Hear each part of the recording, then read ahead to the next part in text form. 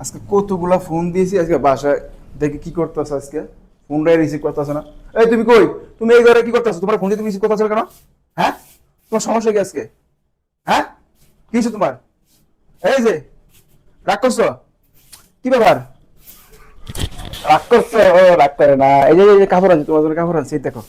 এই যে দেখো দেখো, কত সুন্দর দেখো। এই যে আরে দেখো না।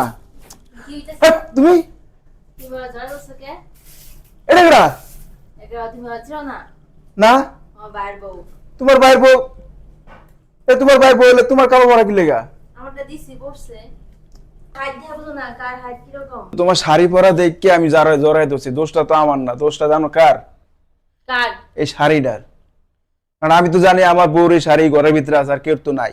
এখন তুমি যে ওই শাড়ি ওরে পরাই দিছো, এটা তো আমি কইতে পারি না। আর আমি তো অনেকগুলো ফোন দিছি, তোমার ফোনটা রিসিভ করো না। ফোনটা রিসিভ করলে তো হইতো। দরজাটা আমি এক হয়েছি খোলা, দরজা খুললেই তো আমি ওদিক না যাই দেখি, ভাবছি তুমি এটা ঝাড়ু দিতে আসো, বিছনা ঝাড়তে আসো, তার জন্য তাই আমি জড়াই ধরলাম। মনে করো না, তুমি আর একটু বুঝাই বলো, আমি তো বুঝতে পারিনি কে। এমন কথা শোনেন দিকা থাকবে না, বুঝতে পারে নাই। থাক থাক, তোমার ভাইয়া বুঝতে পারে নাই গা। থাক, তুমি কিছু মনে করো না। হ্যাঁ আপু, কিছু মনে করো না। থাক থাক।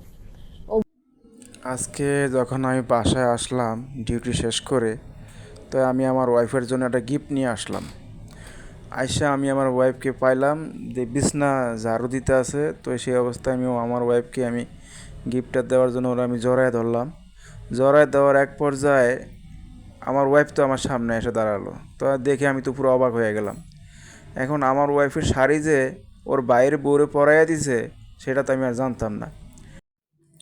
এখন তো আমার উপরে পুরো আমার ওয়াইফ রাগ। এখন দোষটা কার, আমার না আমার ওয়াইফের? বিচারের ভার আপনাদের কাছে।